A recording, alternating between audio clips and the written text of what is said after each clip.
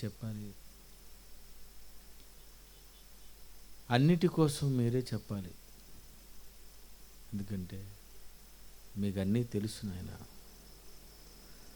మీరు రాసినటువంటి పుస్తకములోనే అన్ని సంగతులు సర్వసత్యం దాగి ఉందని, దీనిని చదువుకొని అందులో ఉన్నటువంటి సంగతులు మేము గ్రహించుకొనగలిగేటట్లు సహాయం చేయమని యేసుక్రీస్తు పేరట ఈ ప్రార్థన మీకు సమర్పిస్తున్నాం తండ్రి, ఆమేన్. ప్రియమైన దేవుని పిల్లరా, అమ్మను మించిన వారెవరూ లేరా? రాత్రి ఎన్నో సంగతులు మనం విన్నాం. దేవుడు ఈ లోకంలో ఉన్నటువంటి ఎవరైతే అమ్మ తల్లి అనుకుంటారో ఆ అమ్మ కోసం చెప్పినటువంటి ఒక మాట ఏంటంటే, నీ తల్లైనను నిన్ను మరుచును కానీ నేను నిన్ను మరువను అనేసాడు. ప్రపంచంలో ఉన్నటువంటి అందరి తల్లులను చూశాడు ఆయన. మర్చిపోయే తల్లులు ఉన్నారు. లేదండి నేను మర్చిపోను అని ఒకవేళ మీరు అనుకుంటే, నేను ఈ విషయంలో కూడా ఒక పాట రాసి ఆ పాటలో ఒక మాట పెట్టాను. అదేంటో తెలుసా? మరిచిపోతుంది నిద్రలోనే నీ తల్లైనా, లేచుంటే నువ్వు మరిచిపోవేమో కానీ మరిచిపోతుంది నిద్రలోనే నీ తల్లైనా, నిన్ను విడువడు ఆ దేవుడు ఎప్పుడైనా అని రాశాను. తల్లి మీద ఉన్నటువంటి అభిప్రాయం ఏంటంటే, నీ తల్లి కూడా నిన్ను మర్చిపోతుంది కానీ నేను మర్చిపోనే, నాకు మరుపు లేదే, నేను కొనకనే, నేను నిద్రపోనే. మీ గురించి ఆలోచించే ఒకే ఒక్కడు అతడు పరలోకమందున్నటువంటి తండ్రి అయినటువంటి దేవుడనైనా నేను. నా గురించి దేవుని పిల్లలందరూ తెలుసుకోవాలి అని దేవుడు అనుకున్నాడండి. దేవుడు ఆయన మనసు, ఆయన గురించి మనం ఆలోచించడం ప్రారంభిస్తే, దేవుడు బైబిల్లో ఒక మాట రాశాడు. అదేంటో తెలుసండి? యోబు గ్రంథము 34వ అధ్యాయము 14-15 వచనాలు చూద్దామండి. యోబు గ్రంథము 34వ అధ్యాయము 14-15 చాలా జాగ్రత్తగా చదవాలండి. వాక్యం కొంచెం కష్టంగా ఉంటుంది. ఆయన తన మనస్సు తన మీదనే ఉంచుకొనిన ఎడల, చూడండి దేవుడు అంటున్నాడు, ఆయన తన మనస్సు తన మీదనే ఉంచుకొనిన ఎడల అంటే, నా మనస్సు నా మీదే ఉంచుకుంటే తన శ్వాస నిశ్వాసములను తన యొద్దకు తిరిగి తీసుకుని ఎడల శరీరులందరూ ఏకముగా నశించెదరు, నరులు మరలా ధూళి అయిపోదురు. నువ్వు ధూళి అయిపోతావురా, నువ్వు చచ్చిపోతావు. దేవుడు అంటున్నాడు, నా మనస్సు నా మీదే ఉంచుకొని ఎడల, ఆయన తన మనస్సు తన మీదనే ఉంచుకొని ఎడల, ఆయన తన మనసు తన మీద లేదటండి. ఎంత మంచివాడు చూడండి. మీ మనసు మీ మీదే ఉంది, నా మనసు నా మీద ఉంటుంది. ఏమి తిందము, ఏమి త్రాగుదము, ఏం ధరించుకుందాము, ఏ ఊరు తిరుగుదాము. మనిషి మనస్సు మనిషి మీద ఉంటే, మన మనస్సు మన మీదనే ఉంటే, దేవుని మనసు దేవుని మీద లేదట. చూడండి ఎంత బాగుందో. దేవుడు తన మనస్సు తన మీదనే ఉంచుకొని ఎడల నరులందరూ ఏకముగా నశించెదరు. ఆయన మనస్సు ఆయన మీద లేదట. ఎవరి మీద ఉంది? నీ మీదే, నీ మీదే ఉంది. ఆయన మనసంతా నువ్వే. సినిమా టైటిల్ కాదండి, కరెక్ట్ ఇవి. దేవుని మనసంతా నీ మీదే ఉంది. అందుకే దేవుడు నీ మీద ఎంత కాన్సన్ట్రేషన్ చేస్తున్నాడు అని మనం బైబిల్లో చదివితే 139 కీర్తన 1వ వచనం 2వ వచనం. 139వ కీర్తన 1వ వచనము 2వ వచనము. యెహోవా యెహోవా నీవు నన్ను పరిశీలించి తెలుసుకుంటున్నావు. నేను కూర్చోవడం, నువ్వు మీటింగ్లో మధ్యలో లెగిసిపోవడం దేవుడికి ఇచ్చిన టైం అయిపోయిందని నీకు తెలియను. అంటే నువ్వు కూర్చోవడం తెలుసట, లేవడం తెలుసట. ఇంకా నాకు తలంపు పుట్టక మునిపే 11 గంటలకు వెళ్ళిపోతాను అని నువ్వు ఒకవేళ ఆ థాట్ నీకు రాకముందే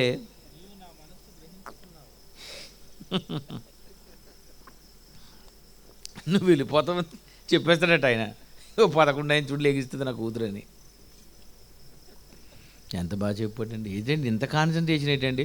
నువ్వు కూర్చుండుట, నువ్వు లేచుట, నువ్వు పండుకొనుట, నా నడక, నా పడక, ఇదేంటండి ఇది? ఏమండి ఇది ఎప్పుడైనా మీరు ఆలోచించారండి? నేను ఆలోచించానండి. నడక పడకట. చాలాసార్లు భర్తలు ఏమంటారంటే భార్యతో, నేను వెళ్ళినప్పుడు నువ్వు ఎదురుగా రావాలంటాడు. ఏ భార్య అయినా ఎప్పుడైనా ఒక పెద్ద వీడియో కెమెరాతో ఎదురుగా వచ్చి అలా ఆయన అలాగెళ్తుంటే షూట్ చేసిందా? లేదండి.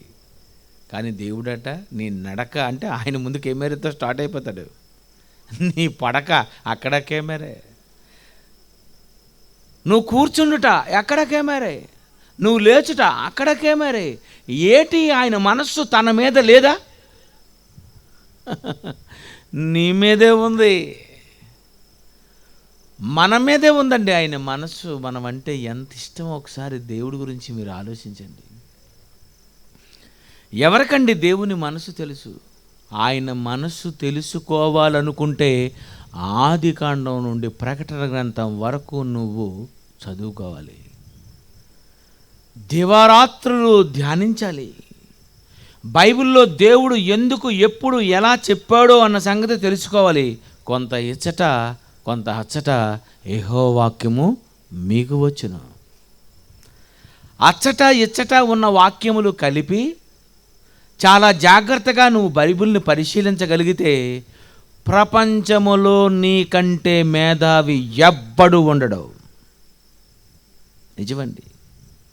బైబిల్ తెలిసినటువంటి ప్రతి వాడు మహాజ్ఞాని. సృష్టి గురించి తెలుసుకోవాలనుకుంటున్నావా? అయితే బైబిల్ చదువు. చంద్రుడి గురించి తెలుసుకోవాలనుకుంటున్నావా? అయితే బైబిల్ చదువు. మొక్క గురించి తెలుసుకోవాలనుకున్నావా? అయితే బైబిల్ చదువు. దేని గురించి తెలుసుకోవాలన్నా నువ్వు బైబిలే చదవాలి. ఎందుకంటే దేవుడు ఏ రోజు ఎలా సృష్టిని కలిగించాడో అన్న విషయం బైబిల్లో మాత్రమే దేవుడు రాశాడు తప్ప మిగిలినటువంటి ఏ పుస్తకాలలో అది ఉండదు. నీకు ప్రశ్న అడుగుతాను, ఉసిరికాయ ఏ రోజు చేశాడు తల్లి మీకు తెలుసా? ఏంటండి ఇలాంటి ప్రశ్న వేసారు అనుకుంటున్నారు. పోనీ ఇప్పుడు మామిడి పళ్ళు సీజన్ కదా, ఏ రోజు చేశాడు మామిడి పండు? శాస్త్రవేత్తలు అడగండి. బుర్ర కింద కాలు మీదకి పెట్టాలి తప్ప ఆడు చెప్పలేడు. కానీ మీరు చెప్పేస్తారు. ఏ రోజు చేశాడు మామిడి పళ్ళు? కష్టంగా ఉందా? ఏ రోజు చేశాడు? విత్తనములిచ్చు చెట్లు భూమి మొలిపించుగా కని పలుకగా ఆ ప్రకారమైన అస్తమేము ఉదయము కలుగగా 3వ దినమాయను. అంటే ఉసిరికాయలు ఎప్పుడు వచ్చాయి? ఎంత బాగుంది. నువ్వే చెప్పగలవు, ప్రపంచంలో ఎవరు చెప్పలేరు. సృష్టిలో ఏ రోజు ఏది జరిగిందో అన్నది దేవుడు ఆదికాండము 1వ అధ్యాయం 1వ వచనంలో తోటలుగా రాసేశాడు. అంటే బైబిల్ అంత అద్భుతమైనటువంటి పుస్తకం. ఒకసారి మీరు ఆలోచించండి ప్రియులారా. దేని గురించి అయినా ఆయన ఒక పాట కట్టాడు. నేను పాటలు రాస్తాను కనుక ఆయన పాటను చెక్ చేశాను. ఏమని? గోదావరి గట్టుంది, గట్టు మీద చెట్టుంది, చెట్టు కొమ్మన పిట్టుంది, పిట్ట మనసులో ఏముంది? కవి అక్కడతో ఆగిపోయి ఓ అని క్లోజ్ చేసాడు. థాట్ అందలేదు. అతనికి పాపం తెలియలేకపోయింది, ఎందుకంటే అక్కడికి వచ్చి ఆగిపోయాడు. మరి జాన్సన్ హెక్టర్ ఊరుకోడు కదండి. గోదావరి గట్టు ఉంది, బాగుంది. గట్టు మీద చెట్టు ఉంది, బాగుంది. చెట్టు కొమ్మన పిట్ట ఉంది, బాగుంది. పిట్ట మనసులో ఏముంది? దాని మనసులో ఏముందో, నీ మనసులో ఏముందో దేవునికే తెలుసు. కనుక దేవుని మనసైన బైబిల్ చదివితే పిట్ట మనసులో ఏముందో క్లియర్గా తెలిసిపోద్దండి. చూస్తారా? యోబు గ్రంథం 38వ అధ్యాయం 41వ వచనం ఒకసారి చూడండి. యోబు గ్రంథం 38వ అధ్యాయం 41. తిండి లేక తిరుగులాడుచు కాకి పిల్లలు దేవునికి మొరపెట్టినప్పుడు, జాగ్రత్త వినండి, తిండి లేక తిరుగులాడుతున్నప్పుడట కాకి పిల్లలు, ఏ పిల్లలు? మన పిల్లలు కాదు, కాకి పిల్లలు. కాకి పిల్లలు దేవునికి మొరపెడతాయట. ఏమని మొరపెడతాదట? చదవండి తర్వాత. కాకి పిల్లలు దేవునికి మొరపెట్టినప్పుడు కాకి ఆహారము సిద్ధపరిచిన వాడు ఎవడు? ఈ కాకి ఎవరు? తల్లి కాకి. తల్లి అట వేటకెళ్ళిందట. అప్పుడు పిల్లలు తిండి లేక తిరుగులాడుతూ, మా అమ్మ కాకి వెళ్ళింది దేవా, కాకి కొంచెం ఆహారం సిద్ధపరచవా అని అడుగుతాయట. అప్పుడు ఆ వెళుతున్నటువంటి కాకి దేవుడు ఏం చేయాలి? ఏదో పురుగో, ఏదో ఎన్వియో, లేకపోతే నాన్ వెజ్జో, లేకపోతే ఏదో ఒకటి వెజ్జో, ఏదో ఒకటి కాకి సిద్ధం చేయాలి. అలా సిద్ధం చెయ్యాలంటేనట కాకి పిల్లలు ఎవరికి మొరపెడుతున్నారట? దేవునికి. అంటే కాకి పిల్లలకు ఎవరు తెలుసు? దేవుడు తెలుసా? పిట్ట మనసులో ఏముంది? దేవుడని ఉంది. అంతే కదా? ఎంత బాగుంది చూడండి బైబిల్. పిట్ట మనసులో ఏముంది? దేవుడు. అంటే ప్రపంచములో ఉన్నటువంటి పక్షులందరికీ, అన్ని పిల్లలకు, పక్షి పిల్లలన్నిటికీ దేవుడు తెలుసు, కానీ మన పిల్లలకే తెలియదు. ఇది బ్యాడ్. చూసారు? మనకు తెలుసు అంటారా? కాకి పిల్లలే కాదండి. కీర్తనల గ్రంథం 104 21వ వచనం చూడండి. కీర్తనలు 104 21. సింహపు పిల్లలు వేట కొరకు గర్జించుచున్నవి, తమ ఆహారమును దేవుని చేతిలో నుండి తీసుకొని గుజ్జూచుచున్నవి. దేవుణ్ణి అడుగుతాయట సింహపు పిల్లలు. ఏంటండి? సింహపు పిల్లలు దేవుణ్ణి అడుగుతాయా? కాకి పిల్లలు దేవుణ్ణి మొరపెడతాయా? అంటే సింహానికి తెలుసు దేవుడు, కాకి పిల్లలకు తెలుసు దేవుడు, మన పిల్లలకు తెలీదు. అందుకే పబ్లిక్ మీటింగ్లు పెట్టాలి. మనం గట్టిగా దేవుడు ఉన్నాడని అరిచి అరిచి చెప్పాలి. కానీ కాకి పిల్ల ఎంత ఉంటుంది? చిన్నదండి.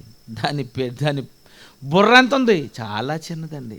దాని మనసు ఎంత ఉంటుందండి? మెదడు చాలా చిన్నదండి. దాని చిన్న మనసులో ఏముందో తెలుసా? నాకు ఆహారం పెట్టేది దేవుడే.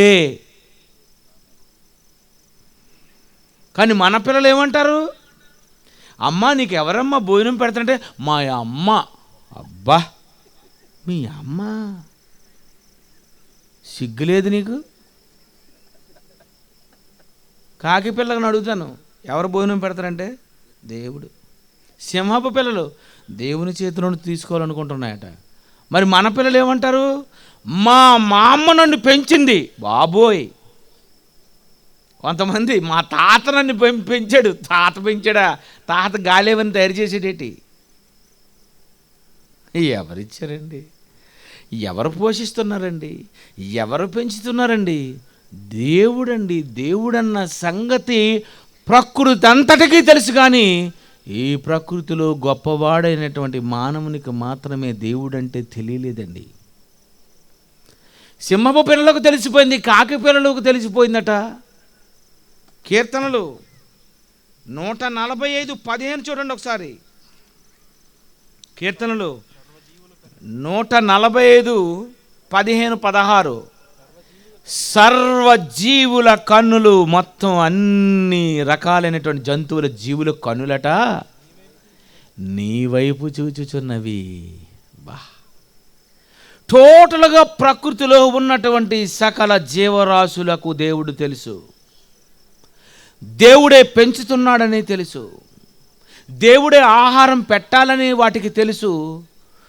దేవునితో మాట్లాడి, దేవునికి చెప్పి, దేవుని అడిగి అవి భోంచేస్తాయి. మనం భోజనం పెట్టగానే ప్రార్థన ఉండదు, ఏమి ఉండదు, తినేయడమే. అందులో మాంసం కూర అయితే చిన్న ప్రార్థన, మొక్క దాచేస్తారేమో అని భయం కదండి. ఎందుకని మంది మా చెల్లి కానీ మా తమ్ముడు కానీ తీసేస్తారేమోనని చెయ్యిలకు అడ్డు పెట్టి కొంతమంది ప్రార్థన చేస్తారు. విచిత్రం. కూర మీద ఏం కోరపించండి. ప్రియమైన దేవుని పిల్లరా, పిట్ట మనసులో ఏముంది? దేవుడని ఉంది. సింహపు పిల్లల మనసులో ఏముంది? దేవుడని ఉంది. అన్ని జీవుల మనసులలో ఏముంది? దేవుడని ఉంది. నీ మనసులో ఏముంది? డజన్ గాజులు, అంతే కదా. ఇంకా చీరలు, ఆడవాళ్ళకి ఇదే పని కదండి. చీరలు, బట్టలు, బీరువాలు, ఫ్రిడ్జులు, మంచాలు, ఇవేమి మనసంతా ఇదే. మనసంతా నువ్వే అంటారు. ఉత్తినే మనసంతా అవే ఉన్నాయండి. వస్తువులండి బాబు, వస్తువులే. ఉన్నదే ఇంకా కావాలి, ఇచ్చిందే ఇవ్వమని ఆకాశ వాకిలు ఇప్పియాలట ఆయన. మరి నీ వాకిలు ఖాళీగా ఉందని. అయ్యయ్యో, ఏమండి ఇంత ఘోరం ఏంటండి మరి దేవుని మీద అండి? దేవా, నీకేం కావాలి? నీకు ఎలాంటి ఆలోచనలు ఉన్నాయి? నేనేమిస్తే మీరు ఇష్టపడతారు? నేనేం చేయాలని ఏ రోజైనా ప్రార్థన చేస్తారండి? అలాంటి ప్రార్థన ఎక్కడ ఉందండి? అన్నీ ఆయన మన అవసరమే తీర్చాలి, అంతేనా? మనం మోకరించినా ఆయనే మన అవసరం తీర్చాలి. మీ ఇంటికి వస్తే మాకేమి ఇస్తారు, మా ఇంటికి వస్తే మీకేమి ఇస్తారు. అలాగే సేమ్ దేవుడు నిన్ను పిలిచినా ఆయనే నీకు ఇవ్వాలి, నువ్వు ఆయన్ని పిలిచినా ఆయనే నీకు ఇవ్వాలి. మరి నువ్వేమి ఇస్తావు? ఏమి ఇవ్వలేవు. ఏమిస్తావు? వేలాది నదులంతా విస్తార తైలము నీకు ఇచ్చినా చాలునా? నీకు సరిపోదు కనుక నేను ఇవ్వను. ఇది పాట. నీవు చేసిన ఉపకారములకు నేనేం చెల్లిస్తాను ప్రభువా, నేనే పెద్దాన్ని. ఎంత బాగా అన్నావు. మరి 2 కాసులు ఇచ్చినవాడు కూడా ఈ పాట పాడితే భలేగుండండి. యేసుప్రభుకి 2 కాసులు ఇచ్చింది కదా, ఆవిడెందుకు పాడలేదు? అందుకే ఆవిడ గురించి యేసుక్రీస్తు వారు చెప్పారు, అదిరిపోయింది ఈవిడి. 2 కాసులు జీవనమంతా వేసేసింది. పాటలు అందరూ పాడతారండి, ఏ పాట అయినా పాడండి. కానీ దేవునిని ఏ విధంగా మనం సంతోషపెట్టాలి అన్నది ఆలోచించాలి. ఎందుకంటే ఆయన మిమ్మల్ని ఎంత సంతోషపెట్టాడో ఈరోజు చెప్తాను, మీరు షాక్ అయిపోతారు. మీరు దేవుడు మనిషిని ఎంత సంతోషపెట్టాడు అంటే, భార్యాభర్తల దాంపత్య జీవితంలో ఏదో ఒక క్షణాన, ఏదో ఒక రోజు నీ గర్భములో ఒక అబ్బాయో ఒక అమ్మాయో మరి పుట్టడం జరుగుతుంది. కానీ ఆ రోజు దేవుడు ఏమనుకుంటాడో తెలుసా? మీ గురించి ఏమనుకుంటాడో తెలుసా? పోనీ మీరేమనుకుంటారో తెలుసా? ఏమనుకుంటారు? నాకండి అబ్బాయి కావాలి, నాకండి అమ్మాయి కావాలి, ముక్కు నాలాగే ఉండాలి, మూతి మీలాగే ఉండాలి, చేతులు మీలాగే ఉండాలి, కాళ్ళు నాలాగా ఉండాలని మీరు ఏదో పెద్ద డిజైన్స్ గీసేసినట్టు బయట డిస్కస్ చేసుకుంటారు. కానీ తల్లి గర్భములో మానవ నిర్మాణం జరుగుతునేటప్పుడు దేవుడు ఏం చేస్తున్నాడో తెలుసా? పిల్లలు కావాలనుకున్నటువంటి దేవుడు, తనకు పిల్లలు కావాలనుకున్నటువంటి దేవుడు మీ పిల్లలను మీ గర్భాలలో పుట్టించినప్పుడు దేవుడు ఎలా పుట్టిస్తాడో తెలుసా? సేమ్ భార్య భర్తలు ఏ రూపాలలో ఉన్నారో అదే రూపాలలో పిల్లలు పుడుతూ ఉంటారండి. మీకు ఆ సంగతి తెలుసా? తొలిచూలు మగబిడ్డ అనుకో, ఖచ్చితంగా తల్లిలాగా ఉంటాడు. తొలిచూలు ఆడబిడ్డ అనుకో, ఖచ్చితంగా తండ్రిలాగా ఉంటుంది. ఎందుకంటే దేవుడు కూడానండి మన పోలికలో మన స్వరూపమందు నరులను చేయదము అని ఆదామును దేవుని పోలికలో దేవుని స్వరూపమందు సృష్టిస్తే, ఇంతకీ ఆదాముకు పుట్టినటువంటి షేతు ఎవరి రూపంలో పుట్టాడో తెలుసా? బైబిల్ తీయండి, ఆదికాండం 5వ అధ్యాయం 3వ వచనము. ఆదికాండము 5వ అధ్యాయము 3వ వచనము.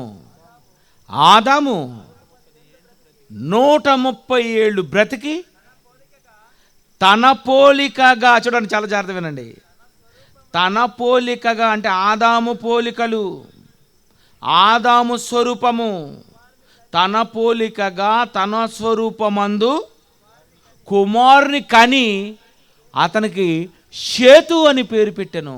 బా, షేతు ఎలాగుంటాడట? ఆదాములాగా ఉంటాడటండి. ఎందుకు షేతును దేవుడు ఆదాములా పుట్టించాడు? మరి మొదట పుట్టిన కయ్యను ఎలా ఉంటాడు? తొలిచూలు మగబిడ్డ, తల్లిని పోల్తాడు. ఆవిడేమో భర్తను చంపింది, ఈడేమో తమ్ముని చంపాడు. క్యారెక్టర్. తొలిచూలు మగబిడ్డ తల్లిని పోలేడు.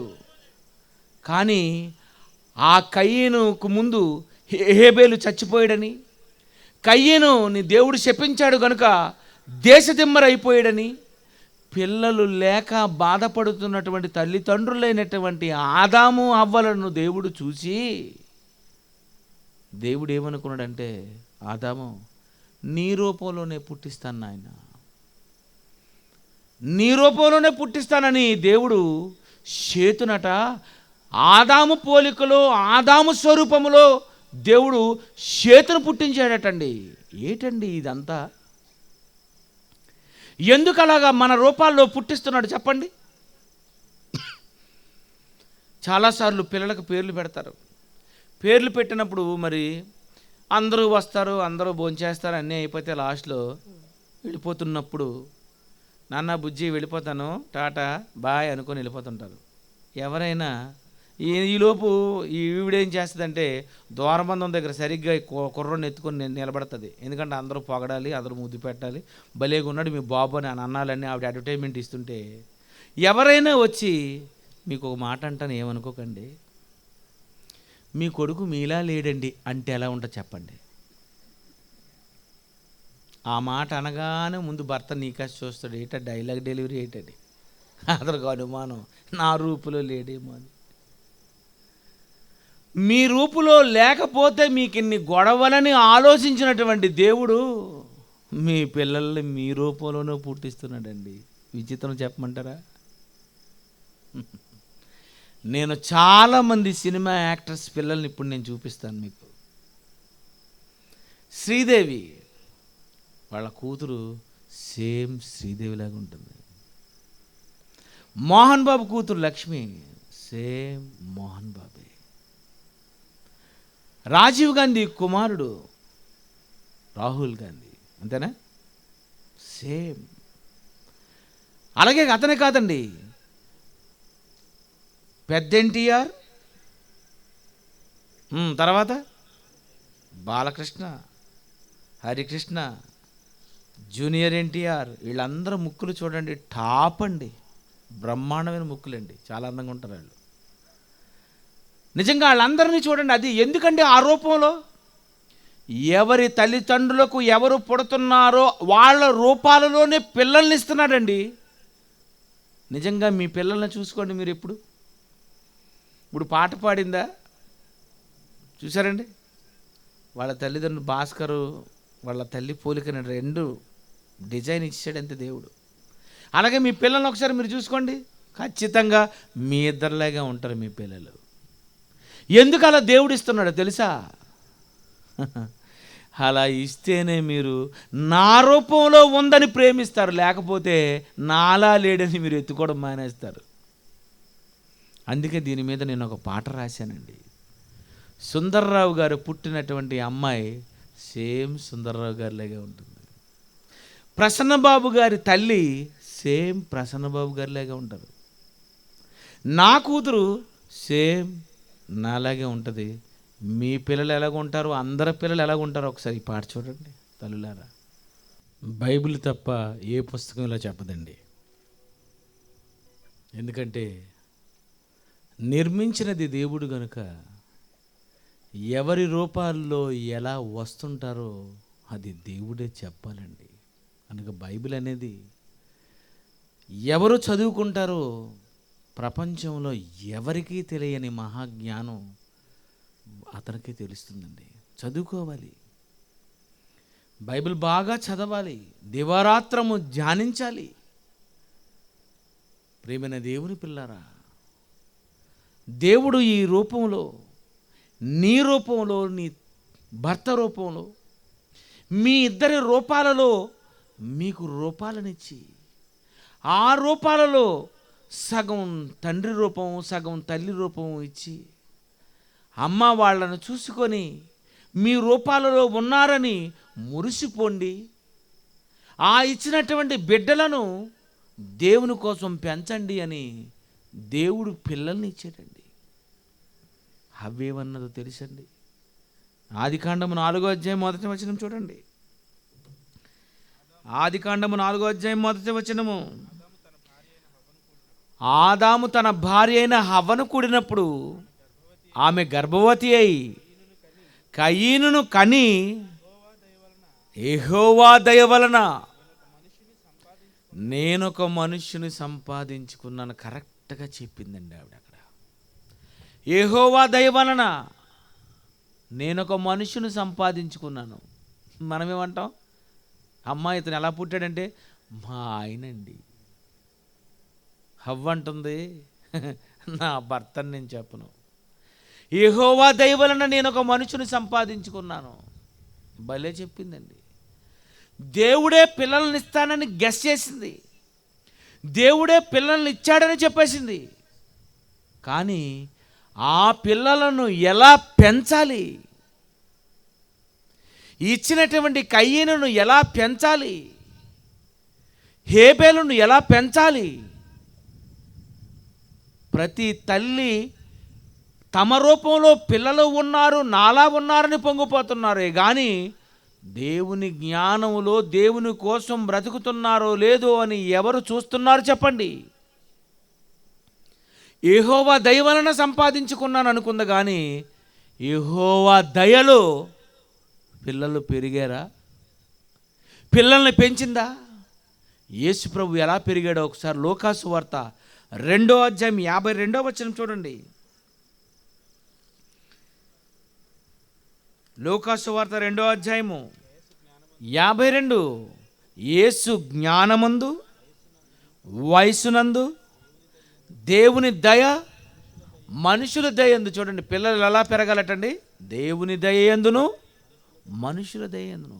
యెహోవా దయ వలన పిల్లలను నేను కయ్యను సంపాదించుకున్నాను అనుకుంది కానీ యెహోవా దయలో పెంచిందా? పెంచలేకపోయిందండి.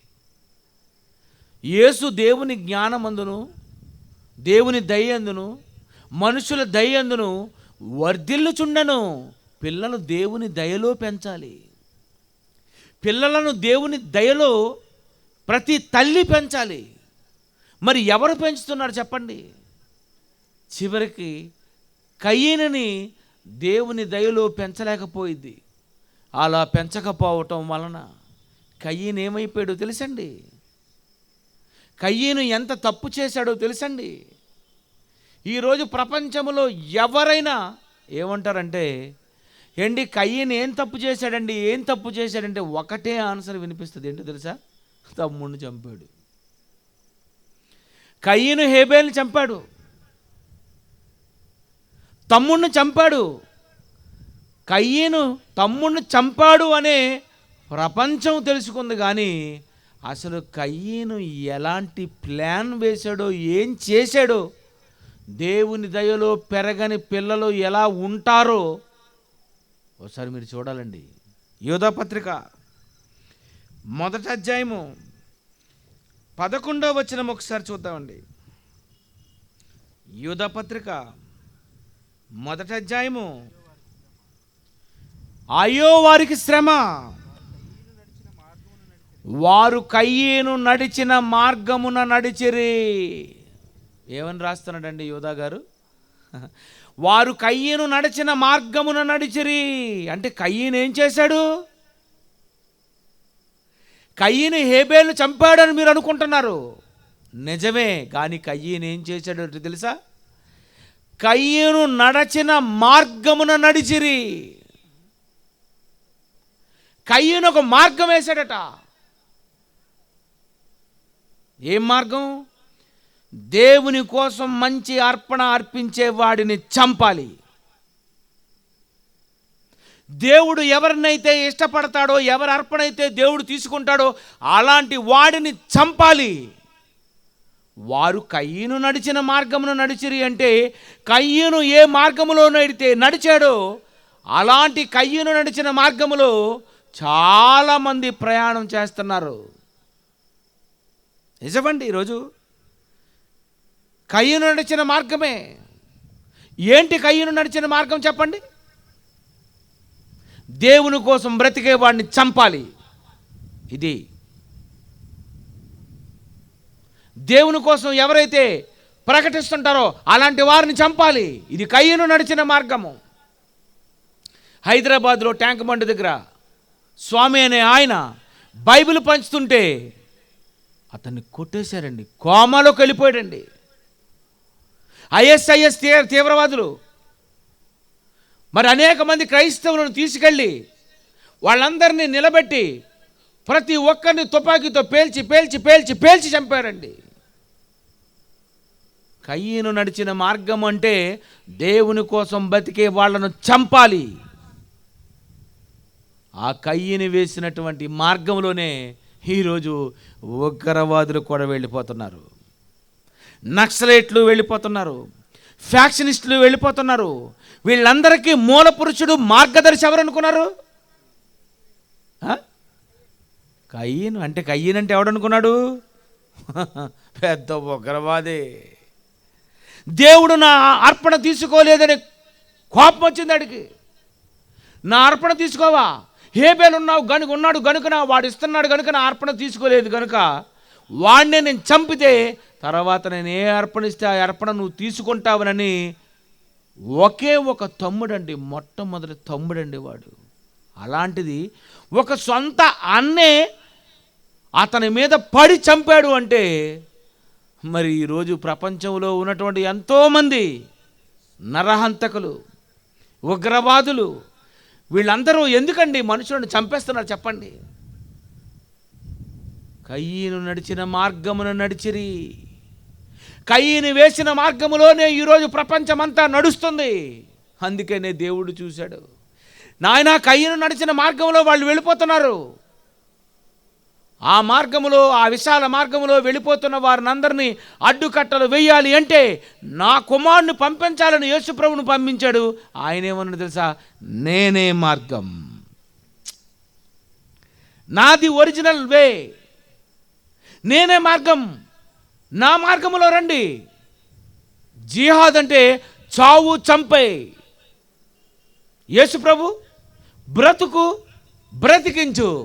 చూడండి, కయ్యేనును సరిగ్గా పెంచకపోవటం వలన, తల్లి చేసినటువంటి పొరపాటు వలన ఎలా మారిపోయాడో కయ్యేను మీరు ఆలోచించండి ఒకసారి. బైబిల్ చదువుతున్నారు కదండి, బైబిల్లో ఎలాంటి వివరణ ఉందో తెలుసండి. ఎలాంటి వేసాడండి. వారు కయ్యేను నడిచిన మార్గమున నడిచిరి. ఆ కయ్యేను మార్గములోనే లోకమంతా వెళ్ళిపోతున్నారు. అందుకే చూడండి ఈరోజు ఎక్కడ చూడండి బాంబు పేలుళ్ళు, ఎక్కడ చూడండి నరహత్యలు, ఎక్కడ చూడండి యాసిడ్ దాడులు. ఎందుకండి ఇవన్నీ ఎక్కువైపోతున్నాయి చెప్పండి? పిల్లలను ఎలా పెంచాలో అన్నది తల్లి తండ్రి కరెక్ట్గా ఆలోచించాలి. అలా పిల్లలను మంచివారిగా పెంచాలి అంటే ముందు తల్లిదండ్రులకు బైబిల్ తెలియాలి. దేవుడు ఎలా పిల్లలను పెంచమన్నాడో అన్నది ప్రతి తల్లిదండ్రులకు తెలియాలి. అందుకే దేవుడు ఎఫ్సి పత్రిక 6వ అధ్యాయం 4వ వచనంలో ఏమని అన్నాడో తెలుసండి? తండ్రులారా మీ పిల్లలకు కోపము రేపక ప్రభు యొక్క శిక్షలో బోధలో వారిని పెంచండి. ఎందులో పెంచాలట? ప్రభు శిక్ష, ప్రభు బోధలో. ఒక తిమోతి ఎలాగైతే పెరిగాడో నీవు కూడా మీ పిల్లలను ప్రభు యొక్క శిక్షలో బోధలో పెంచాలి. అలా బోధలో శిక్షలో పెంచకపోతే వాడు ఏమైపోతాడు? ఉగ్రవాది అయిపోతాడండి, నరహంతకుడు అయిపోతాడండి, కిరాతకుడు అయిపోతాడండి. అందుకేనండి ఈరోజు ప్రపంచంలో ఉన్న వాళ్ళు ఎలా మారిపోయారో ఒక పాట రాశానండి, మానవ బాంబులతో.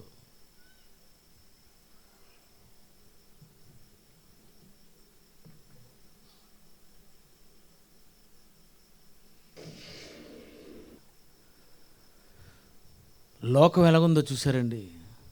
అలాంటి పరిస్థితుల్లో కయ్యను వేసినటువంటి మార్గములో ఉగ్రవాదు ఎలా చెలరేగిపోతున్నారో, నక్సల్స్ ఎలా చెలరేగిపోతున్నారో, ఫ్యాక్షనిస్ట్ ఎలాగా మనిషిని గొడ్డళ్లతో కత్తులతో పరిగెత్తించి చంపుతున్నారో. ఎందుకు చంపుతున్నారో తెలుసండి?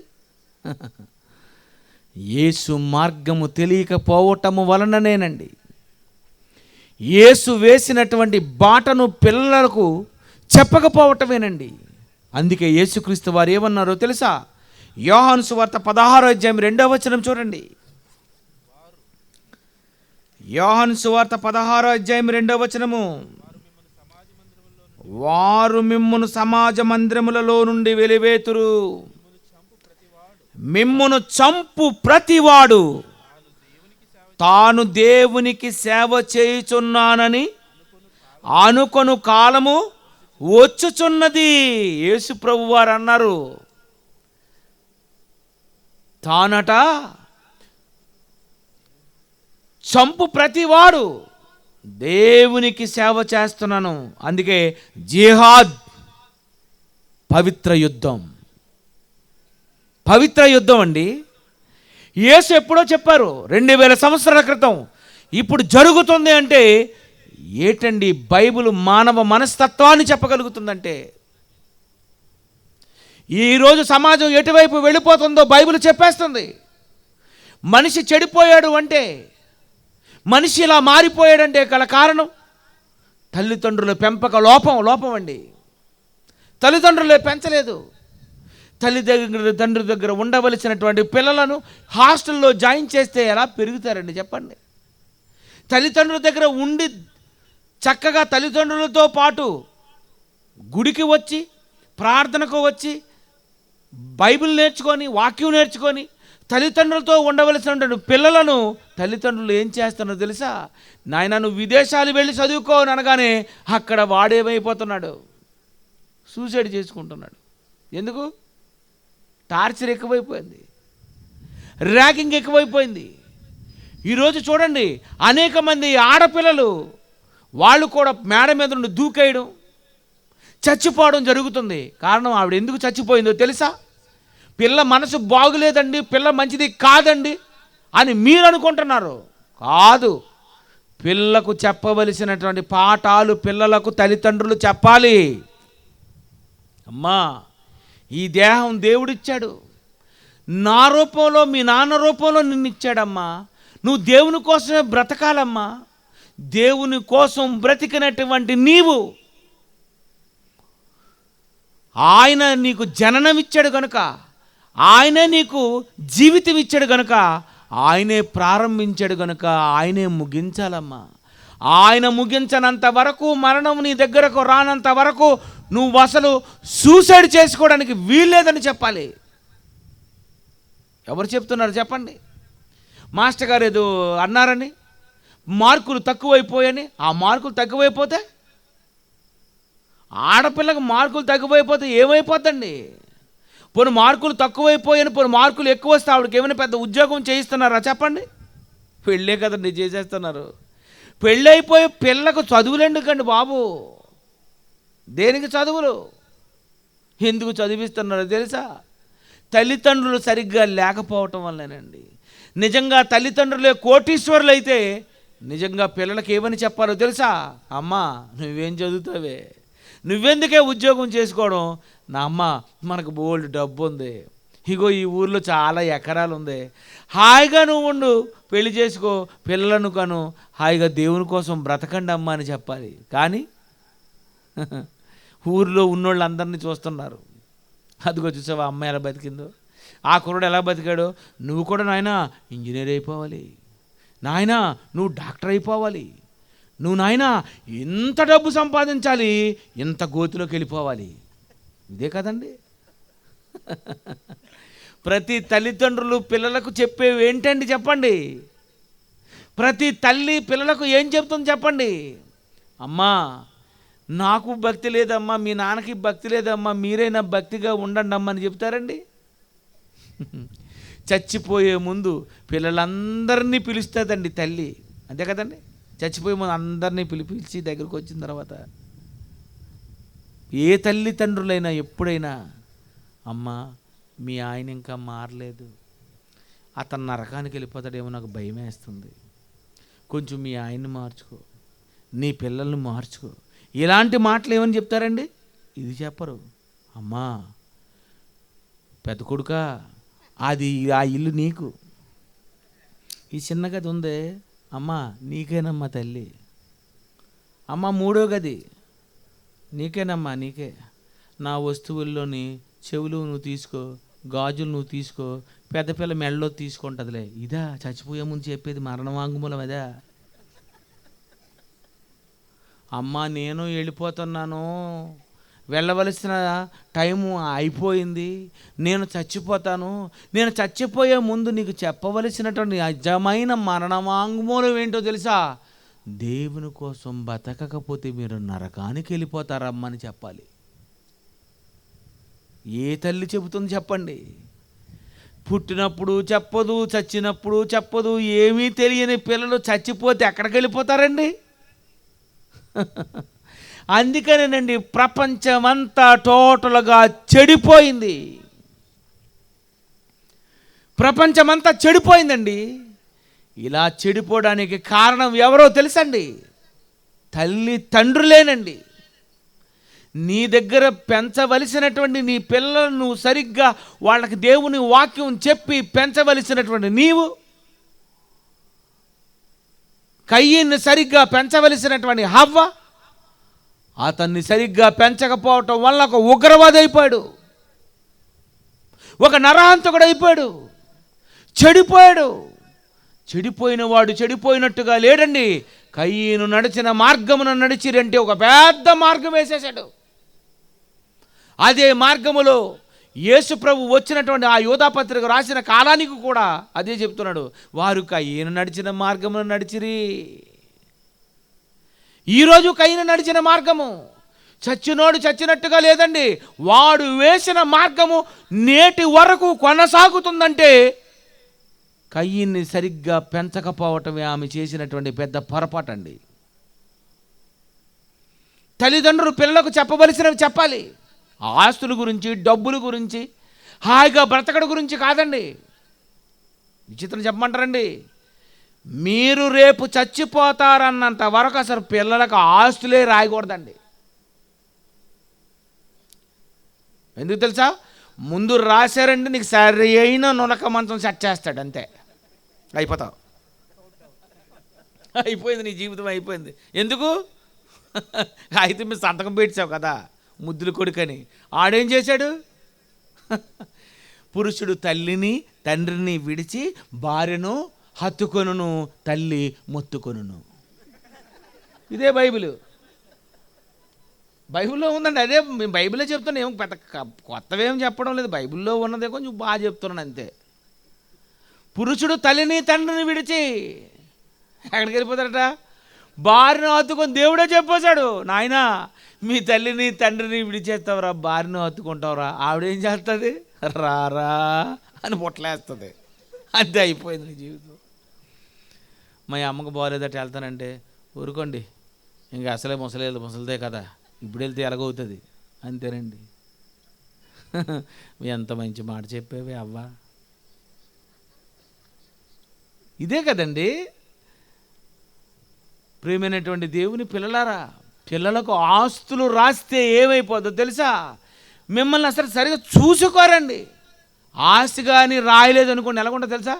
అమ్మ అమ్మ అమ్మ అమ్మ నేను బాగా చూసుకుంటానే, నేను చక్కగా చూసుకుంటానే. అమ్మ అమ్మ ఎందుకమ్మా దగ్గుతున్నావు, పద పద హాస్పిటల్కి వెళ్దాం.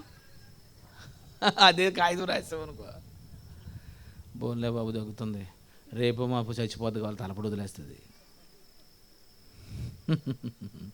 ప్రియమైన దేవుని పిల్లలు, ఈరోజు పిల్లలను తల్లిదండ్రులు పాడు చేసేస్తున్నారండి. చెప్పవలసిన సంగతులు తల్లిదండ్రులు పిల్లలకు చెప్పడం లేదండి.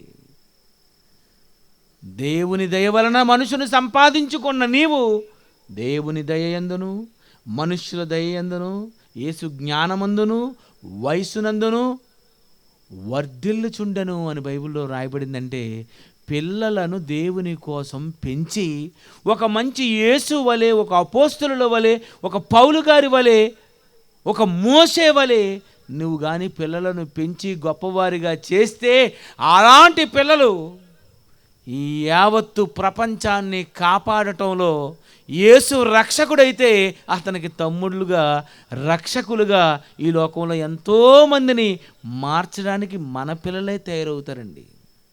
మనమే సరిగ్గా మన పిల్లలను పెంచకపోతేనండి పిల్లలు ఏమైపోతారో తెలుసా?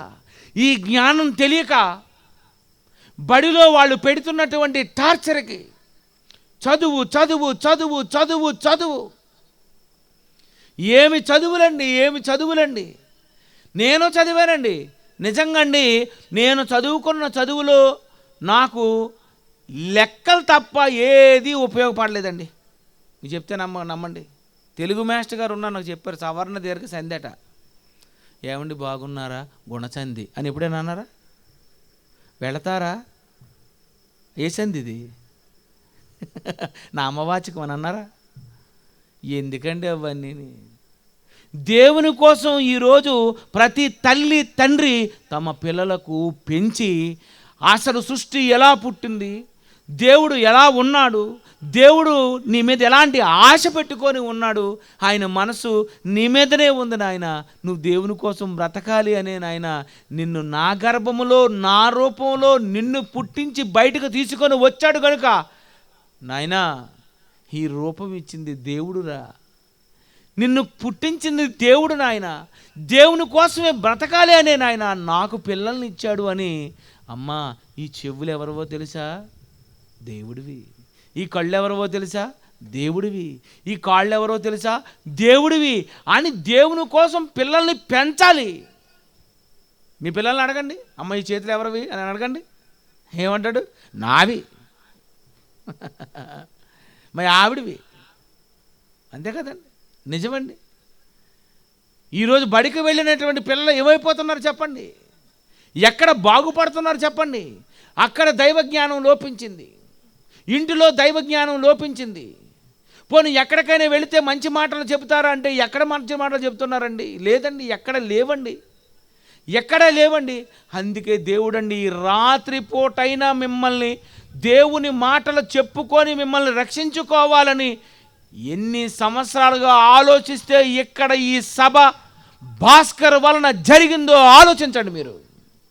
దేవుడు అందుకే ఇలాంటి సభ పెట్టించడానికి ఈ భాస్కర్ని ఇక్కడ పుట్టించాడండి.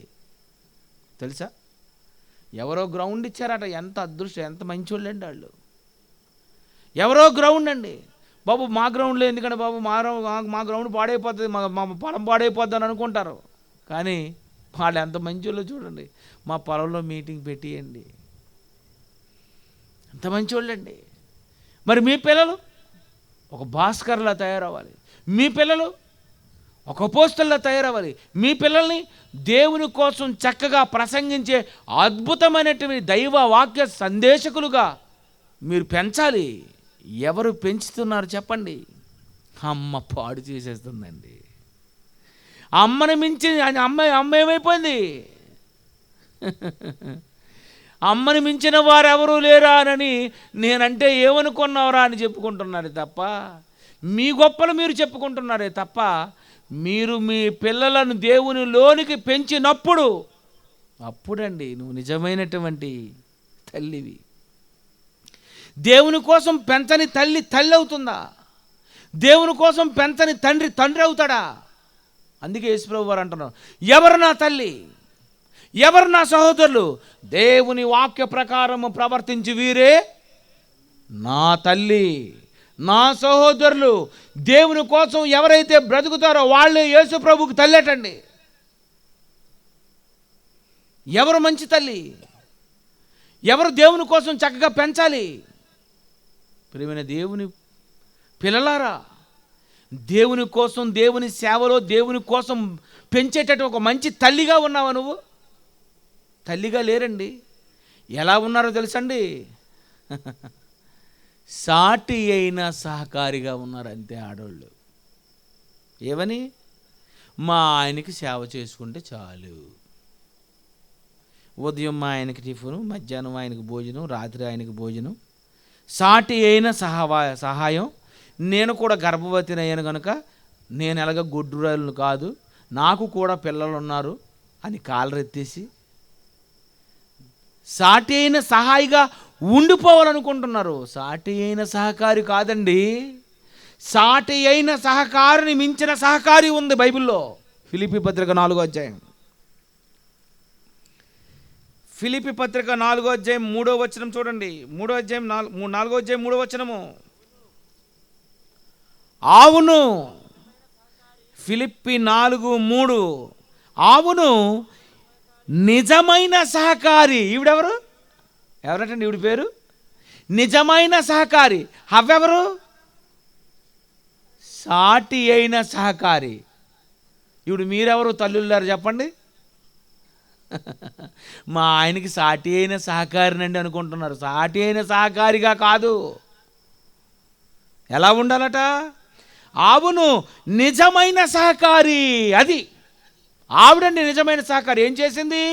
ఆ స్త్రీలు క్లెమెంతుతోనూ నా ఇతర సహకారులతోనూ సువార్త పనిలో నాతో కూడా ప్రయాసపడిన వారు గనుక వారికి సహాయం చేయమని నిన్ను వేడుకొనుచున్నాను. ఆ సహకారుల పేర్లు జీవ గ్రంథమందు వ్రాయబడి ఉన్నవి. ఎవరి పేర్లు రాస్తాడట? సహకారి పేరు రాస్తాడా? సాటి అయిన సహకారి పేరు జీవగ్రంథమందు ఉందా? నిజమైన సహకారి పేర్లు జీవగ్రంథమందు వ్రాయబడి ఉంటాయా? తల్లులారు ఆలోచించండి. సువార్తకు భర్త వెళుతుంటే సహకరించినటువంటి ఆమె అండి అదృష్టవంతురాలు. సువార్త కోసం దేవుని పిల్లలను దేవుని కోసం పెంచిందంటేనండి ఆవిడండి. ఆవిడ పేర్లు జీవగ్రంథమందు వ్రాయబడి ఉంటుందట. ఆడవాళ్ళకి ఎంత ఛాన్స్ అండి. భర్తకు సేవ చేస్తే చాలటండి, కొట్టేసావు స్వర్గం, అయిపోయింది, నువ్వు పరలోకానికి వెళ్ళిపోతావు అంతే, గ్యారంటీ. ఒక వచనం చూడండి, 1 పేతురు 3వ అధ్యాయం. 1 పేతురు 3వ అధ్యాయము 1వ వచనం 2వ వచనం చూడండి. అటువలే స్త్రీలారా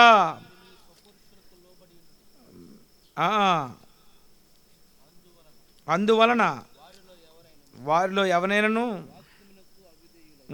7వ వచనం 1 పేతురు 3:7. ఇది కరెక్ట్ అండి. అటువలనే పురుషులారా జీవమను కృపావరములో మీ భార్యలు మీతో పాలివారై ఉన్నారని ఎరిగి. భార్య ఎవరట? జీవమను కృపావరములో మీ భార్యలు మీతో కూడా పాలివారా? పాస్టర్ గారికి భార్య సహకరిస్తుందా? అయితే ఇద్దరు వెళ్ళిపోతారు. ఎక్కడికి? అదృష్టం అండి. మనం ఏం చేస్తాం? దైవజనుడిని ప్రేమించాం, దైవజనుడిని పెళ్లి చేసుకోము. సాఫ్ట్వేర్ ఇంజనీర్ బాగుంటుంది కదా, హార్డ్వేర్ తర్వాత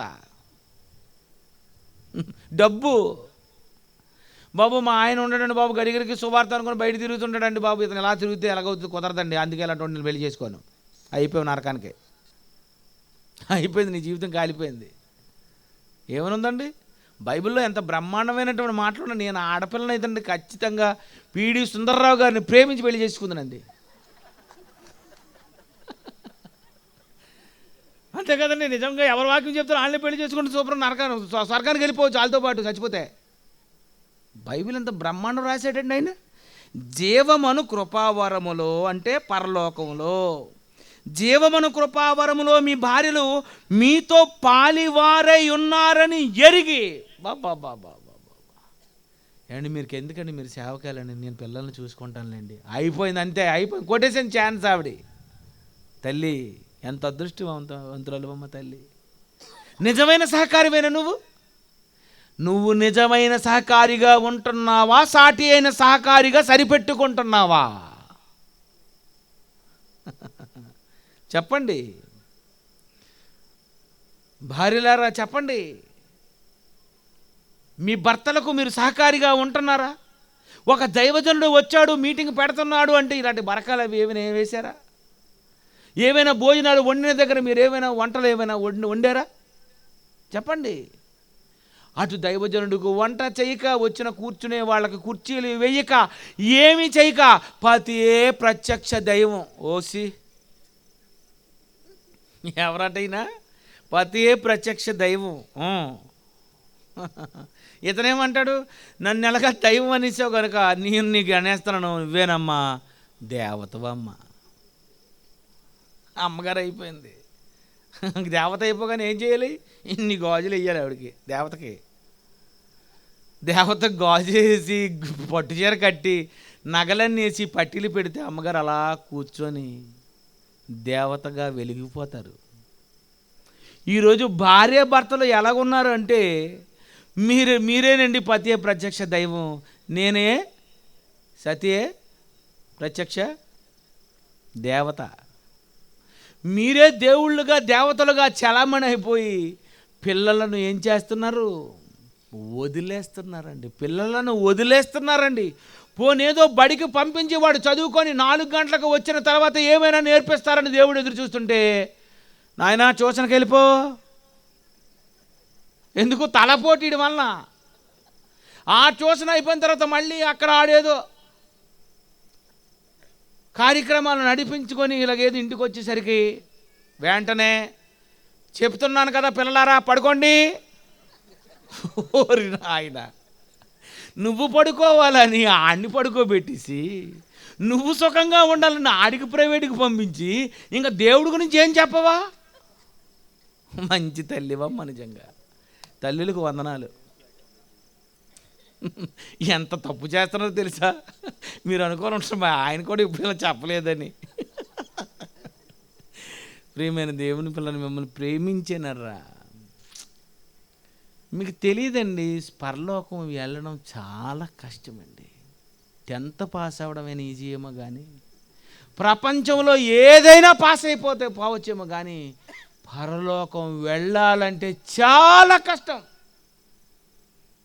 రక్షణ పొందువారు కొద్దిమందే. ఇరుకు ద్వారమున ప్రవేశింప పారాడుడి, అనేకులు ప్రవేశింప జూతురు కానీ వారి వలన కాదు చెప్పాడండి ఆయన.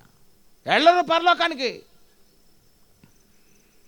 యేసుప్రభు చెప్పారండి, ఎవరు పరలోకానికి వెళ్ళరు, కొద్దిమందే స్వర్గానికి వెళ్తారు.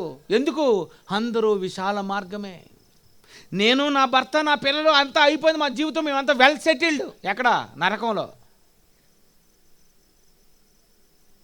అందరూ సెటిల్డ్ అయిపోయారు అనుకుంటున్నారు. అంటే డబ్బు సంపాదించావు, నగలు సంపాదించావు, ఇల్లు కొన్నావు, కార్లు కొన్నావు, అంతా అయిపోయింది. మరి పరలోకానికి ఏం చేసావు?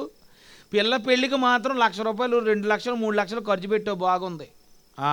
మరి కొడుక్కి అతను కూడా బాగా డబ్బులు ఖర్చు పెట్టావు, అంత బాగుంది.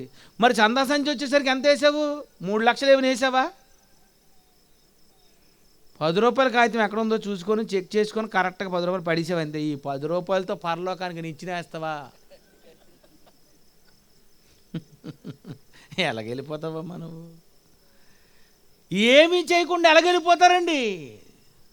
అందుకే బైబిల్లో మహాజ్ఞానం ఎంటర్ అయ్యేసరికి బైబిల్లో ఏం రాయబడిందంటే, ఆవును నిజమైన సహకారి. ఎస్, ఈమె సహకారి, ఆమె సాటి అయిన సహకారి, నీవు నిజమైన సహకారి అయితే మీ పేర్లు జీవ గ్రంథమందు రాయబడి ఉన్నవి. బా, దేవుని కోసం ఎవరైతే సువార్త పనిలో సహకరిస్తారో, ఏంటి డబ్బులు వాడండి సువార్తకు, ఏమండి నేను సంపాదించినటువంటి ఇగో ఈ డబ్బులు ఇగోండి ఇస్తున్నాను మీకు, అయ్యగారు సువార్తగా వాడండి, ఏంటి కొంచెం మీరు సువార్త సభలు పెట్టించండి, ఏమండి మేము అందరం స్త్రీలందరం కూడుకున్నామండి, ఒక 20 మంది వేసుకున్నామండి, మీ 20 మంది కలిసి 2,000 చొప్పున నేను వేసుకున్నామండి, ఒక 40,000, ఒక 50,000, ఒక ₹1,00,000, ఏమండి మంచి మీటింగ్ పెట్టించండి మన వీధిలో, కొంచెం వాక్యం వినిపించండి అని ఏ రోజైనా మీరు ఆలోచించారా చెప్పండి? పదండి మనం అందరం కలిసి పిక్నిక్ వెళ్ళిపోదామని ఉంటారు. అదే కదండి, దేవుని కోసం ఏం చేస్తున్నారండి? అందుకేనండి ఈరోజు దేవుని కోసం తెలియని తల్లిదండ్రులు అమాయకులు అయిపోవటం వలన పిల్లలు బలైపోతున్నారు. పిల్లలకు దేవుడు తెలియక, వాళ్ళకి ఆ జ్ఞానం లేక, నా తల్లి ఎలా పెరిగిందో, నా తండ్రి ఎలా పెరిగాడో వాళ్ళను చూసే నేను అలాగే పెరుగుతాను అని అలాగే పెరుగుతున్నారండి పిల్లలు. మరి అలాంటి వారికి దేవుని వాక్యాన్ని చెప్పేది ఎప్పుడు, వాడికి బైబిల్ నేర్పించేది ఎప్పుడు, వాడిని దైవ సేవకుడిగా చేసేది ఎప్పుడు, ఆ వాడు ఇలాంటి స్టేజ్ మీద నిలబడి ప్రసంగం చెప్పేది ఎప్పుడు? నువ్వు ముసలైపోయేసరికి వాడు గొప్పవాడుగా దేవుని గురించి గొప్పగా చెబుతాడని దేవుడు ఆశపడుతుంటే, అలాంటి దేవుని కుమారుడిని ఇచ్చినందుకు ఆ పిల్లాన్ని ఏం చేస్తున్నారు చెప్పండి తల్లిదండ్రులు? కయ్యను నడిచిన మార్గం వైపు పంపించేస్తున్నారండి. అందుకనేనండి ప్రపంచం అంతా చెడిపోయింది. అందుకనండి మానవ జీవితం యొక్క విలువ తెలుసుకొనక, ఎందుకు పుట్టారో, ఎందుకు బ్రతకాలో, ఏం చెయ్యాలో అనే సంగతి తెలుసుకోకుండా ఈరోజు ప్రపంచం అంతా నాశనానికి వెళ్ళిపోయిందండి. దేవుణ్ణి మర్చిపోయారండి. నిజంగా ప్రియమైన దేవుని పిల్లారా, దేవుడు ఎంత మంచి జీవితం ఇచ్చాడు తెలుసా మీకు? దేవుడు ఎంత చక్కగా మిమ్మల్ని పెంచుతున్నాడో తెలుసా? దేవుడు మీకు ఎంత లగ్జరీ జీవితం ఇచ్చాడో తెలుసా? ప్రపంచములో అందరికంటే అద్భుతంగా అనుభవించేది ఒకే ఒకరు, ఎవరంటే మనుషులు మాత్రమే. నరులేనండి. నువ్వే హ్యాపీ, నువ్వే స్కూటర్ మీద వెళ్తుంటావు, కుక్క నడుచుకొని వెళ్తుంది. నువ్వు కారు మీద వెళ్ళిపోతావు, కుక్క నడుచుకొని వెళ్ళిపోతుంది. నువ్వు విమానంలో వెళ్ళిపోతావు, కుక్క నడుచుకొని వెళ్ళిపోద్ది. అది కుక్క జీవితం.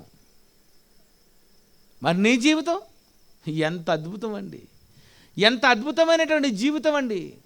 చికెన్ 65 అట. నాకు చాలా సంవత్సరాలుగా తెలియదు, తర్వాత తెలిసింది నాకు రీసెర్చ్ చేస్తే. ఏంటండి అమ్మగారు, చికెన్ 65 అట అంటే అర్థం ఏంటి తెలుసా మీకు? చికెన్ 65 అంటే chicken 1, chicken 2, chicken 3, chicken 5, chicken 6 అంటే చికెను కూర, చికెను పులుసు, చికెను ఏపుడు, చికెను ఈగురు, అలాగా కోడిని 65 సార్లు 65 వంటలు వండితేనట చికెన్ 65 అట. అంటే కోడిని ఎలా వండిసావు? ఇష్టం వచ్చినట్టుగా మీరు వండుకున్నారు, అంతేనా? బాగా వండుకున్నారా? బాగా తినేసారా? ఇంకా తినలేనివి ఏమున్నాయండి? పురుగులు తప్ప అన్నీ తినేసి ఉంటారు. ఎంత చక్కగా అన్నీ తినేస్తుంటారు, హాయిగా ఉంటారు. కానీ జంతువులు చూడండి, ఇగోండి ఊర్లో నిండా పొలాలే బాబోయ్, పొలాలు. ఈ పొలాల్లో వరి చేను బాగా వేసుకున్న తర్వాత, ఈ వరి చేను బాగా పండిన తర్వాత ఈ పశువుని తీసుకొని వెళ్ళిపోతుంటారు చాలామంది రైతులు. ఎక్కడ మెయ్యాలది? గట్టు మీద. ఆ గట్టు మీద నుండి కానీ వరి చేనులోకి దిగిందనుకోండి, కర్రతో కొట్టేస్తాడు. పంట బాగా పండింది అనుకోండి, ఈ వరి పంట, ధాన్యం అంతా బస్తాలకి ఎత్తేస్తాడు, గడ్డంతా దేని పడేస్తాడు? పశువుకి. ఈ ధాన్యాన్ని మిల్లుకి తీసుకెళ్ళిన తర్వాత, ఆడిన తర్వాత తెల్ల బియ్యం అంతా బస్తాలకి ఎత్తేస్తాడు. తౌడు చిట్టు పొట్టు వస్తే అదెవరికి? హార్లిక్స్. దీనికి. మళ్ళీ మీరు బియ్యం కడుగుతారు, కడిగిన తర్వాత ఏమొస్తుంది? కడుగు. ఎవరికి? దానికి. బియ్యం వండుకున్న తర్వాత గంజి వస్తుంది, అదెవరికి? దానికి. పనికిరానివన్నీ దానికి పడేసి తెల్లవారి స్టీల్ బిన్తో బయలుదేరుతావు దాని దగ్గరికి. ఏమి ఇవ్వాలటది? చిక్కటి పాలు ఇవ్వాలట. అబ్బా, ఏమేసావు? బూస్ట్ ఏమైనా, హార్లిక్స్ కానీ ఏమైనా వేసావో చెప్పు. పనికి రానివి దానికి పాడేస్తుంటే, పనికొచ్చే పాలు అది ఇస్తుంటే దేవుడు నీకు పనికిరానివి పాడేశాడా? చెప్పమ్మా, అమ్మా చెప్పు. పనికిరాని దేవుడు పాడేశాడా? ఒక జంతువు అండి, దానికి ఏం జీవితం అండి? దానికి సరిగ్గా జీవితం లేదది. ఒక కుక్క, నీ ఇంటిలో ఉండేటటువంటి కుక్క రాత్రంతా పాపం కాపలా కాస్తుంది. దానికి ఏం చేస్తావు? ఎంత మాంసం కూర వండుకొని శుభ్రంగా తినేసి నీ పంటికి దుమ్ము లొంగకపోతే కరు నుంచి దుమ్ము విసిరేస్తావు. అదేం చేయాలి? ఉత్తు దుమ్ము తినాలా? ఏమేసావు దానికి? దుమ్ము పడేసావు. అప్పుడు అది ఏమనుకుంటావు ఎవరు తెలుసా? ఏటండి అమ్మగారు ఇలాంటి పని చేశారు. పోనీ మీరు మీ పళ్ళు బాగులేవని తెలిసిన పోనీ మాంసంతో దుమ్ము పారివచ్చు కదా, ఏమండి మొత్తం అంతా లాగేశారు. ఛీ, నువ్వు కూడా వానరమ్మవేనమ్మా అని అనుకొని ఆవు కుక్క కలిసి సూసైడ్ చేసుకోవాలి కరెక్ట్గా. అంతే కదండి? అవి సూసైడ్ చేసుకోవాలి, అవి ఆత్మహత్య చేసుకోవాలా? ఎందుకు? దాని జీవితం బాగాలేదు. పక్షులు కిందలే తినాలి, కుక్కలు ఎంగిలి మెతుకులు తినాలి, పశువు గడ్డి తినాలి, మిగిలిన జంతువులు వండుకోకుండా ఏవో జంతువులను రక్తంతో తినాలి. నువ్వు చేపల ఫ్రై, మటను, చికెను, రొయ్యలు, పీతలు. ఇవాళ నాకు పీతలాట, మరి ఏ పీతో తెలియదు మరి. ఓరి నాయన, ఏంటి ప్రాకేవైనా వండేసుకోవాలి, ప్రాకేవైనా పగలగొట్టుకొని తినేయాలి. ఎంత చక్క తింటున్నావు. తోటకూర తినేస్తున్నావు, పప్పు తినేస్తున్నావు, బస్తాలు బస్తాలు బియ్యం తినేసావు. ఇంత తిండి తినేసి ఇంత లగ్జరీ జీవితం నువ్వు అనుభవించాలని దేవుడు ఇంత మంచి జీవితం ఇస్తే, దానికి అలాంటి జీవితం ఇచ్చినందుకు, అది నీ కోసం బ్రతుకుతున్నప్పుడు నీకెంత ఇచ్చినందుకు దేవుని కోసం నువ్వు బ్రతకపోతే దేవుడిని నేనేం చేయాలి చెప్పు? చెప్పండి. అందుకేనేనండి దైవ జ్ఞానం తెలియక, మానవ జన్మ యొక్క పరమార్థం తెలియక, ఎందుకు పుట్టాడో, ఎవరికి పుట్టాడో, ఎందుకు పుట్టవలసి వచ్చిందో, మరణం తర్వాత ఏ లోకానికి వెళ్ళిపోవాలో ఇవన్నీ తెలుసుకోకుండా ఈరోజు ఎంతోమంది చచ్చిపోతున్నారండి. ప్రియమైన దేవుని పిల్లలారా, అలా పాడు చేయడానికి ఇవ్వలేదండి మనకి పిల్లలు. మనకిచ్చిన పిల్లలను మనం స్వర్గానికి తీసుకొని వెళ్ళాలి, చాలు నీ జీవితం. మిగిలిన వాళ్ళకి చెప్తావు, వెంట లేకపోతే పోతారు. నోవాహు పంపించాడు ఎంతమందిని? మొత్తం నోవా కుటుంబం 8 మంది. ఒక్కడెక్కలేదండి బాబు. నిజంగా వాడా దేవుని స్తోత్రం. ఏంటి ఎవరైనా ఎక్కారండి? లేదండి. వాళ్ళు 3 కొడుకులు, 3 కోడళ్ళు, భార్య, ఇతను, అంతే 8 మంది. నీ కుటుంబంతో నువ్వు రక్షణనే వాడు ఎక్కి ప్రయాణం చేయంతే, ప్రకటించుకుంటూ వెళ్ళిపో. ఎవరు వస్తారో రారో ఆ సంగతి నీకెందుకు? వాళ్ళు ఎక్కలేదండి, వీళ్ళు ఎక్కలేదండి, వాళ్ళ సంగతి ఎందుకు? దేవుని కోసం నువ్వు అనేక మందిని దేవుని కోసం నడిపించుకుంటూ వెళ్ళిపోవాలి. ప్రియమైన దేవుని పిల్లరా, అలాంటి దేవుని కోసం బ్రతకకపోతే, దేవుని పిల్లల్ని దేవుని కోసం పెంచకపోతే, ఆ దేవుడు నిన్ను చూసి ఏమనుకోవాలి చెప్పు? ఎందుకమ్మా ఈ జీవితం ఇచ్చినందుకు ఇలాంటి పని చేసేవనేది. దేవుడు స్వర్గం ఇస్తాడంటారా? ప్రియమైన దేవుని పిల్లరా, అందుకే నోవాహు జలప్రళయంలో దేవుడు అన్నిటికీ చెప్పేశాడు. మొత్తం జీవరాశి అన్నిటికీ చెప్పేశాడు. అందులో ఎక్కవలసినవి మాత్రం జీవరాశులు ఎక్కిపోయాయి. ఆ రోజు నోవాహు మనుషులను రక్షించకపోయినా, ఎవరిని వాడ ఎక్కించకపోయినా, ఆ రోజు ఆ జంతువుల కోసం ఆ మహా పెద్ద నిర్మాణమైనటువంటి వాడను కట్టాడు గనుకనే, ఆ రోజు ఆ వాడలోనికి కోడి ఎక్కింది కనుకనే ఈరోజు కోడి మాంసం తింటాను, లేకపోతే కోడే ఉండదు. ఆ రోజు ఎక్కిన మేక, ఈరోజు నువ్వు మేక మాంసం తింటున్నావు. ఆయన కాపాడాడు. ఇన్ని జీవరాశులు నీకు ఈరోజు ఉన్నాయి అంటే నోవాహు ఎంత కష్టపడ్డాడు ఆలోచించండి. పెద్ద ఓడ కట్టి జీవరాశులను కాపాడి కుటుంబాన్ని ఎక్కించుకుంటూ ఆ ఓడను సిద్ధం చేసుకొని ప్రయాణం చేస్తే, నువ్వేం సిద్ధం చేసావు? నువ్వేం కట్టావు? నువ్వెంత డబ్బు ఖర్చు పెట్టావు దేవుని కోసం? ఏం చేసావు చెప్పు? ఏమీ చేయకుండా చచ్చిపోతే దేవుడు ఏం అడుగుతాడో ఆలోచించు. ఓ పాట చూడండి, వేస్తారు, నా కుటుంబమే.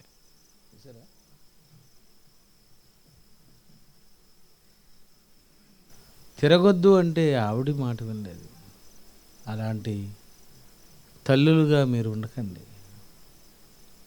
మంచి నిజమైనటువంటి సహకారిగా దేవుని పనికి భర్తకు సహకరిస్తూ పిల్లలను దేవునిలో పెంచి దేవుని కోసమే గొప్పవారిగా మీ పిల్లలను తీర్చిదిద్దాలని, అమ్మను మించిన వారు ఎవరూ లేరా?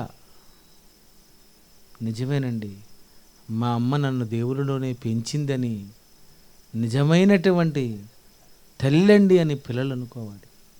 ప్రియమైన దేవుని పిల్లరా,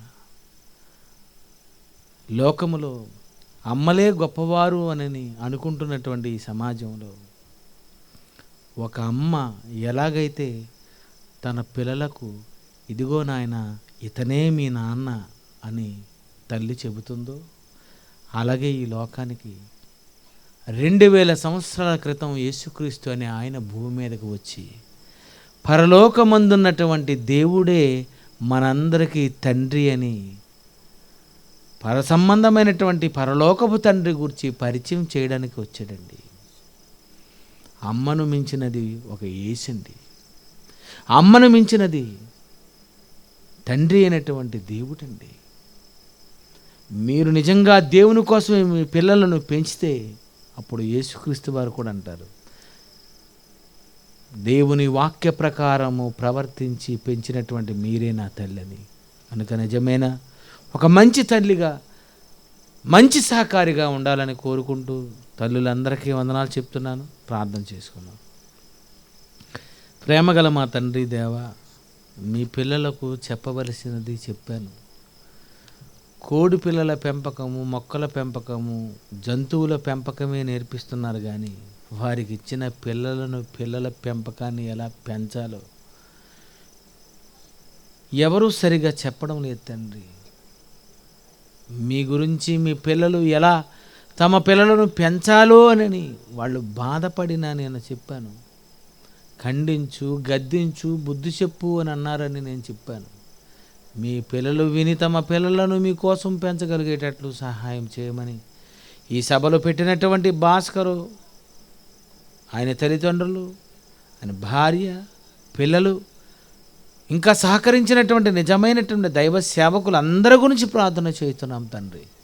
నీ పిల్లలందరూ మీ పని చేసే మీ పనిలోనే వారి జీవితాలను ముగించుకొనగలిగేటట్లు సహాయం చేయమని యేసుక్రీస్తు పేరటి ప్రార్థన మీకు సమర్పిస్తున్నాం తండ్రి. ఆమేన్.